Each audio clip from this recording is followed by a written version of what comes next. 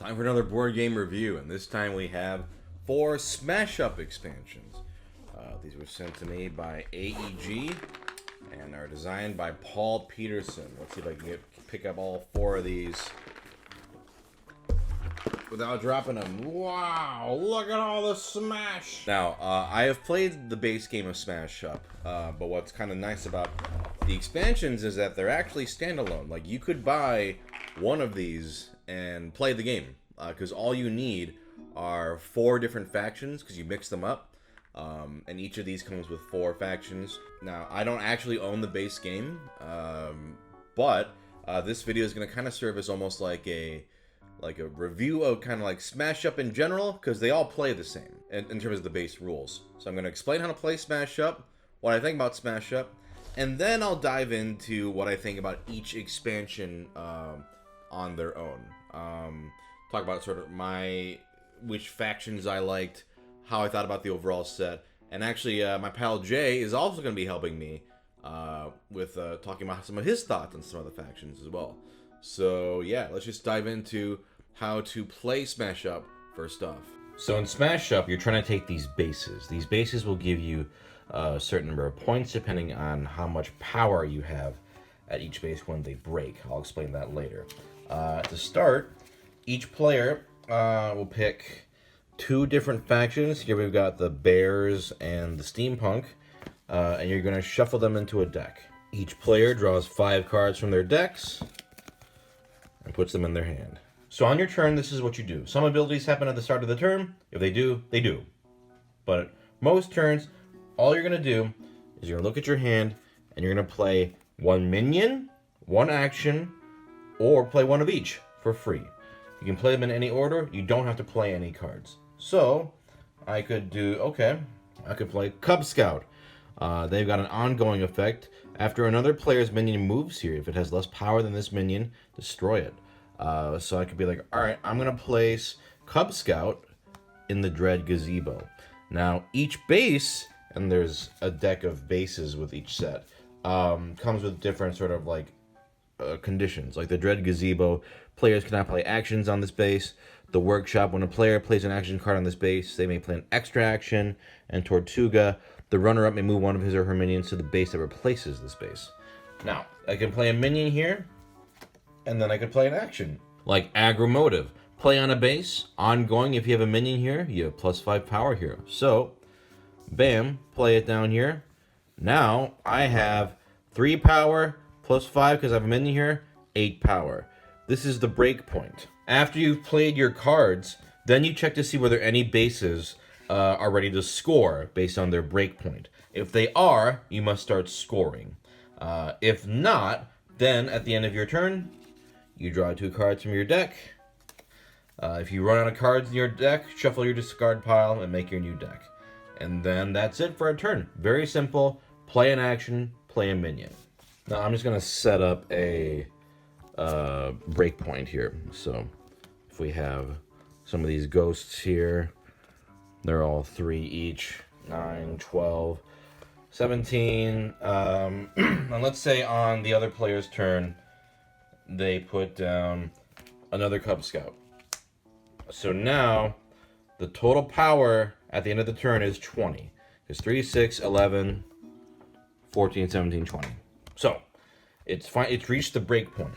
Then what you do is, if there are any special abilities, those trigger. But otherwise, you award victory points. So, oh, you can't play actions on this base. Doi. Sometimes it's going to be a little harder to keep track of. So, let me replace that. Oops. I meant these cards here, obviously. Okay, so this is a total of 21 now. After you've played your cards and it's equal to or above the break point, then you give points out. So whoever has the most power, in this case it's this player, will receive 4 points, the highest number. And so you get 4-point tokens. Well, here's 4-point tokens. Okay. The second player here would get 2 tokens. And if there's a third place, 1 token. The more players there are, the more bases there are available, but I'm setting this up for a 2-player game. After a base has been scored, all the cards played here get discarded to the respective players' discard piles. That base is then replaced with a new base, like this one, Ninja Dojo. After this base scores, the winner may destroy any one minion. And if you notice here, the second place point total is actually higher, but the first place total gets that perk. If there's ever a tie on a base, all involved players get points for the best position they tied for. Now, the goal of the game is to get 15 victory points. So, if somebody reaches 15 victory points, at the end of that turn, the player with the most points wins. Now, that's pretty much it. You're just trying to play cards there, but the meat of the game, obviously, is the cards themselves. So, let me give you some insight into some of the keywords here. This mechanic card, you can choose an action in your discard pile that can be played on a base and played as an extra action. So normally you can only play 1 minion and 1 action per turn, but if you ever can do extra actions or extra minions, cards will let you do that. Talents are abilities you can use once per turn. So this Captain Ahab's talent is move this minion to a base that has one of your actions played on it. So if Captain Ahab was here, let's say I played this action on the workshop, I could use this talent to move Ahab here instead. Other cards have specials. They just depend on what they say. If you have 2 or fewer cards in your hand, anytime you can play a minion, you can play this card from your discard pile instead, which is an interesting card. Otherwise, that's pretty much it. Play cards to the bases, try to get the break points, and be the best player at each and get those points. And that's pretty much the game. Now let's dive into the expansions themselves. So I enjoy Smash Up. It's not a game I'm like absolutely enamored with, but I do enjoy the concept of like mashing these 2 factions together, seeing what kind of cool combinations you can pull up. It's a fun game. It's full of, fun take that mechanics of destroying your opponent's cards, pulling off these tricky moves to get you ahead on the bases. I think sometimes keeping track of every single thing that's on all of the cards can be fiddly. But the game is light, so it's usually not that big of a problem. Like, usually worst case scenario, you just end up forgetting about some of your card effects, and it's like, whatever. But for these expansions, now I don't usually do reviews on expansions, but I make exceptions for these because these are standalone games. I do like that you can buy this, you can play the game, you don't need the base game. So they're, honestly, on their own, they're almost kind of like individual games almost. But like I said before, I've recruited the help of my friend Jay to talk about his thoughts on some of these factions while I talk about mine. So let's just kind of go through each one. I'll show you some of the cards in each set and talk about some of my opinions, and then I'll cut over to Jay.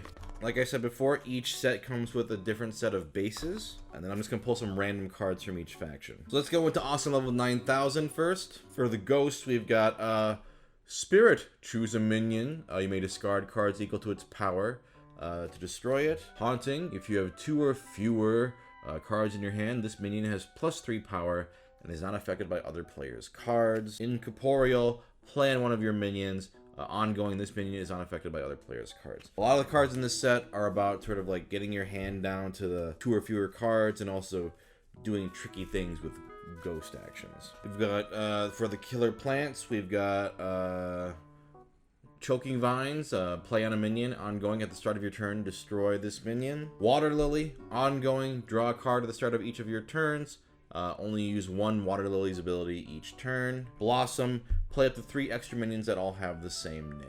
For the Bear Cavalry, Polar Commando, ongoing. If this is your only minion on this base, it has +2 power and cannot be destroyed. You're screwed. I mean, yeah, that's accurate. Choose a base where you have a minion, move another player's minion from there to another base, and Bare Necessities, destroy an action that has been played on a minion or base. And finally, here are some steampunk cards. Alright, Steam Man, ongoing, has +1 power if this base has one of your actions played on it. Zeppelin, play on a base, and has a talent, move one of your minions from another base to here, or from here to another base. And Escape Hatch, play on a base, ongoing. When your minions here are destroyed, place them into your hand instead of the discard pile. So Awesome Level 9000 has a bizarre set of factions. Like, Bear Cavalry is obviously the funniest one. I enjoyed the Ghosts. I think it's pretty clever having a set that benefits from having 2 or less cards in your hand to get bonuses. but then it can leave you with less options to defend yourself. Plus, it can be difficult if the other faction is constantly filling up your hand with cards. So sometimes factions don't go well with the ghosts, but they were fine. The killer planets I thought were fine. They mainly had ongoing effects that would affect bases, which were sometimes useful, sometimes not. Yeah. And what did you think, Jay? The Bear Cavalry was pretty fun. Much like their theme, a lot of their card play involves moving other players' minions around and scaring them away if they are of lesser power, which I thought was very fun. And they felt pretty indestructible at times because they had a lot of cards that had effects that stated they couldn't be destroyed by other players' actions, and they had their own strong Bear Necessities cards, which I used a lot to destroy other players' actions. The Steampunks were interesting. I feel like I used them in tandem with the Bear as like supports. They had a lot of cool actions involving picking up discarded cards. So if a Bear card was lost, I was able to grab those again. So they comboed well together. On their own, I thought they were okay. I'm curious how they would work with another set. Thanks, Jay. Science fiction double feature had a much more cohesive theme to me. First off, we got the Spies. Here's Operative. Reveal the top card of each player's deck. Place any of those cards at the bottom of their owner's deck. Return the other cards to the top of their decks. Mindraker. Play on a base. Ongoing, other players cannot play specials while this base is scoring. And Secret Agent. Ongoing, after another player plays an action, he or she must discard a card. It's pretty mean. Time Travelers. We have Jumper. When this minion goes to the discard pile from play, you may place it back into your hand. Ooh, time. Time Raider. Their talent is place a card from your discard pile on the bottom of your deck, so you can get those faster. Time Walk. You may play an extra minion and an extra action this turn. Draw 2 cards. Place this card on the bottom of your deck instead of your discard pile. Alright, the Giant Apes. Here's Furious George. Ongoing has +1 power for each action played on it. Clyde 2.0. Ongoing, if your actions played or on minions here go to the discard pile, you may place them into your hand instead. Monkey See, Monkey Do. Action. Reveal the top 5 cards of your deck. Place any number of actions revealed into your hand. Shuffle the rest into your deck. So clearly a lot of action-centric action in this faction. And then we have the Shapeshifters. Here's Genetic Shift. Either each of your minions gets +1 power until the end of the turn, or one of your minions gets +3 power until the end of the turn. Your choice. Copycat. Choose another player's minion in play. This card has the same ability as that minion until the end of the turn. And Transmogrify. Destroy one of your minions, search your deck for a minion with the same or lower power, and play it as an extra minion. And then shuffle your deck. In this set, my favorite faction were the Spies. I think they feel kind of standard for a card game, but because there's a lot of, taking out opponents' cards, manipulating your deck, setting traps. But I thought it was super thematic and really useful cards. And I love the art on those too. I like the art on a lot of these, but I liked the aesthetic that the Spy cards had. And yeah, just really standard but powerful cards. The Shapeshifters were also fun. You get to copy other card effects or swap in cards or transform. Maybe not as useful as the Spies to me, but I enjoyed the sort of Kirby-ass theme of it. How about you, Jay? Now, Time Travelers, I wish I picked this up earlier, but they had a neat mechanic that involved recycling a lot of cards, henceforth their theme of being Time Travelers. They have effects of discarding them once they're used, but also picking up previously discarded cards, or instead of being discarded, they return back to your deck. It was pretty neat. I had a lot of fun working with that. The Cyborg Apes were all about powering up their own minions by stacking action cards on them. However, there were some fail-safes involving stopping enemy players from getting points. For example, there was a card that says, no scoring on the base, but only for that round, and the card only lasts that round. So it was like a Hail Mary to make sure that if you couldn't win the big points on that base, nobody could. The Cyborg Apes mentality seems to be very much win or no one gets to win at all. Arigato, Jay. Pretty Smash Up was probably my least favorite, and it's not because it's girly, but because I wish it had embraced the girly theme. Instead, it feels more like a parody. The art's not really my cup of tea in this. It's full of just kind of meme stuff, and it's kind of, some of the cards are kind of grotesque looking. Again, it just feels like, oh, haha, we're making fun of it, and it's like, just make actually cute cards. I think that would have been cool. Like a authentic, cute, not just weird memes and references. But whatever. Let's dive into these. First off, we have the princesses. So you have Griselda, get it? Talent, place an heirloom card from your discard pile into your hand. Speaking of, an heirloom is here. Play on a minion. Ongoing, this card gives this minion +1 power for each heirloom on it. This card cannot be destroyed. Apricot. Talent, destroy another player's minion of power 2 or less here. A lot of references in this set. Kitty cats, we've got Mr. Grumpers. Choose a minion that has -2 power until the end of the turn. Cat fight, choose one of your minions, draw cards equal to that minion's power, then destroy that minion. Muffin, take control of a minion of power 3 or less until the end of the turn. Then we have the mythic horses. Here's encouragement power. Play on one of your minions. Ongoing, this minion has +1 power for each of your other minions here. Togetherness power. Play an extra minion at a base where you have a minion. Super future space armor power. Each of your minions that is on a base with another of your minions gains +2 power until the end of the turn. So this one is about, getting a lot of minions together. The power of the herd. And finally, we have the fairies. Here we got Fairy Ballet, draw 2 cards or draw a card and play an extra action. Magic Acorns, each other player discards a card at random, or you draw a card and play an extra action. Puck, play an extra action or draw a card. This one's all about drawing cards, getting extra moves. Like I said, I kind of wish it had been like a more genuine aesthetic as opposed to this kind of like parody me kind of vibe, but whatever. That's my personal opinion. The kitty cats were okay. They had some fun mechanics and the theming with the whole 9 lives. Like you can sacrifice this cat to do this, or use cuteness to control. That's clever. The princesses were a little more standard, but they had some interesting effects with like the items you could put on them, like the heirlooms and moving minions around. They had some cool item effects. How about you, Jay? The unicorns were very cool.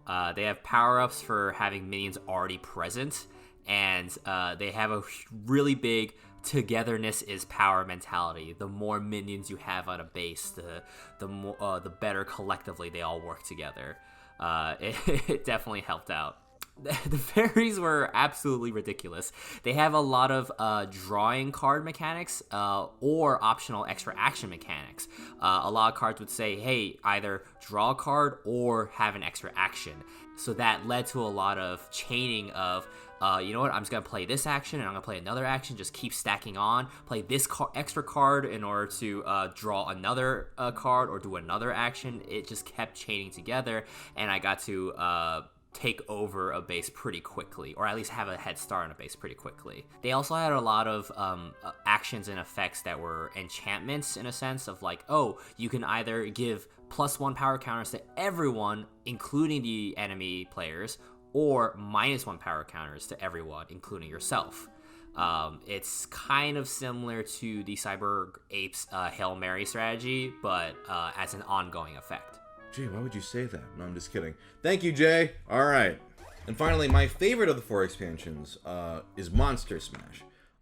These sets use a lot of power tokens that can be used to change the power of cards and do a lot of really fun sort of strategic moves. Let me show you. First off, we got the vampires. Here's Big Gulp, destroy a minion of power 4 or less. Heavy Drinker. You may destroy one of your minions to place a +1 power counter on this minion. Each power counter gives them more power. Crack of Dusk, play a minion of power 2 or less from your discard pile as an extra minion and place a +1 power counter on it. The werewolves. Here's Loud Garo. Special, before this base scores, this minion gains +2 power until the end of the turn. Leader of the pack, play on a minion. Talent, if this minion has the highest power here, you may play an extra action. Full Moon, play on a base. Ongoing, each of your minions here has +1 power. A lot of these cards deal with like sort of either building up power, having the most power, or getting power later at the ends of turns. Alright, the giant ants. Here we have the soldier. Place 2 +1 power counters on this minion. Talent, transfer a +1 power counter from this minion to another minion. Headlong, move one of your minions to another base. Place 2 +1 power counters on that minion. Who Wants to Live Forever? Remove any number of +1 power counters from your minions. Draw a card for each counter removed. Finally, the Mad Scientists. Here we have Jolt. Place a +1 power counter on each of your minions. Uber Serum. Play on a minion. Ongoing, at the start of your turn, place a +1 power counter on this minion. This minion cannot be destroyed. And the Monster. Talent. Remove a +1 power counter from this minion to play an extra minion. The giant ants were my favorite because they were constantly adding tokens and moving them around in really interesting, tricky ways. Werewolves were fun for a kind of a brute force, just make your cards stronger than the others. And they were a good combo. What about you, Jay? Yeah, all these new cards involving power counters are super fun. They definitely elevated the gameplay, and I feel like this is definitely the expansion to get if you're thinking about picking up just one. Vampires had a similarity to the Bear Cavalry in terms of destroying weaker minions if they had lower power levels than you.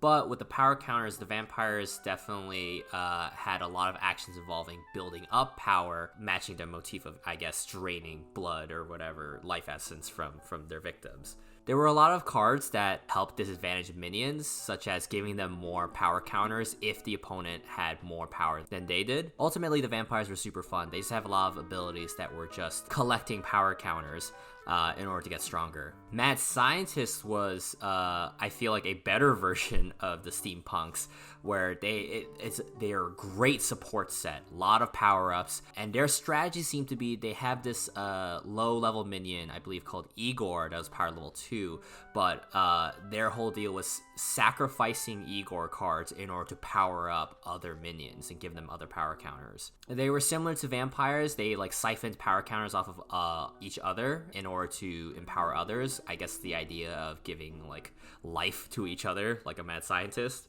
Yeah, they worked great together. Thank you so much, Jay. Thank you. Yeah, this is my favorite of the sets. I love the power tokens, and I thought the cards were really interesting. Overall, I would say if you had to pick one of these sets to add either to your base Smash Up, or even just buy one set to try it out, Monster Smash is the best one, I think. It has the most interesting concept with the power counters. It feels thematic, and all the factions are fun. Monster Smash and Science Fiction double feature, if you're going to pick two of these, I would say these two are the strongest ones, for sure. Again, thematically feels strong, but also fun factions. Awesome Level 9000, I thought was a little scattershot. Like, I'm not crazy about, like, I don't care about steampunk. I don't, like, when I saw Awesome Level 9000, I was like, we'll see. And it was okay.